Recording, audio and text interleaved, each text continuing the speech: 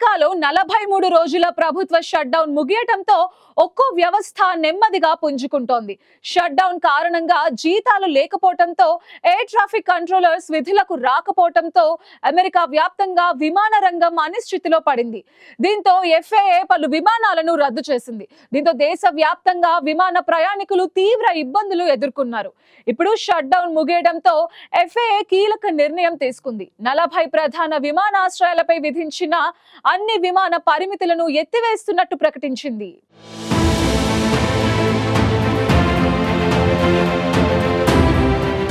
America federal aviation administration కీలక ప్రకటన చేసింది. రికార్డు స్థాయిలో 43 రోజుల పాటు సాగిన ప్రభుత్వ షట్డౌన్ తర్వాత దేశవ్యాప్తంగా ఒత్తిడికి గురైన ఎయిర్ ట్రాఫిక్ కంట్రోల్ వ్యవస్థను సాధారణ స్థితికి తీసుకురావడానికి 40 ప్రధాన ఎయిర్పోర్టుల్లో అమల్లో ఉన్న ఫ్లైట్ పరిమితులను ఎత్తివేస్తున్నట్లు ప్రకటించింది.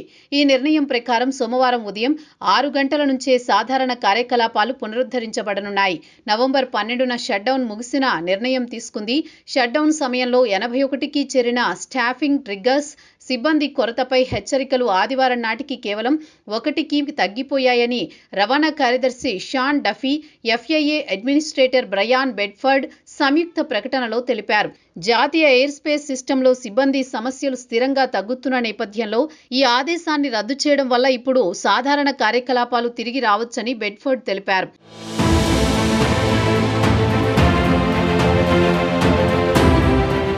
అమెరికాలో షట్డౌన్ కారణంగా దాదాపు 13,000కు పైగా ఎయిర్ ట్రాఫిక్ కంట్రోలర్లు జీతాలు లేకుండానే 43 రోజుల పాటు పనిచేయాల్సి వచ్చింది. దీంతో చాలా మంది విధులకు హాజరు కాలేదు. సిబ్బంది కొరత రావడంతో నవంబర్ 7న FAA ఫ్లైట్ పరిమితులను విధించింది.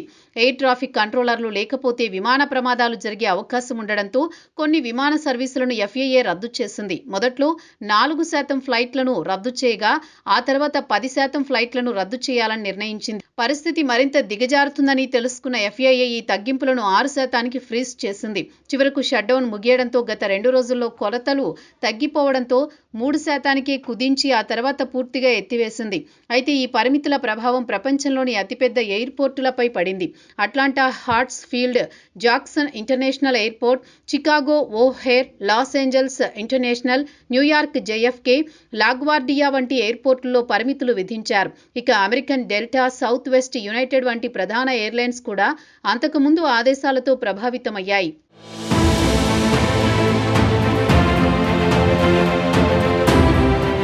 ఈ పరిమితులు తొలగించడంతో ఆదివారం 40 ఎయిర్పోర్టుల్లో ఎయిర్లైన్స్ కేవలం 0.25% ఫ్లైట్లను మాత్రమే రద్దు చేశాయి. అయితే FAA ఆదేశించిన 3% తగ్గింపుతో పోలిస్తే ఇది చాలా తక్కువ. అయితే కొన్ని ఎయిర్లైన్స్ నిబంధనలు పాటించలేదని, శిక్షాపరమైన చర్యలు పరిశీలిస్తున్నామని FAA వెల్లడించింది. ప్రతి ఏటా డిసెంబర్లో థ్యాంక్స్ గివింగ్ జరుగుతుంది. ఆ సమయంలో అమెరికాలో చాలా మంది ప్రయాణం చేస్తూ ఉంటారు. సరిగ్గా ఈ థ్యాంక్స్ గివింగ్ ప్రయాణ సీజన్కు ముందే ఈ పరిమితులు ఎత్తివేయడం కీలకంగా మారింది. ఈ వారాంతపు సెలవుల్లో 31 మిలియన్ల మంది ప్రయాణికులు రికార్డు స్థాయిలో ప్రయాణించనున్నారని ఎయిర్లైన్స్ ఆఫ్ అమెరికా అంచనా వేసింది. ఇక కంట్రోలర్లు ఇప్పటికే బకాయి వేతనాలను పొందుతున్నారు.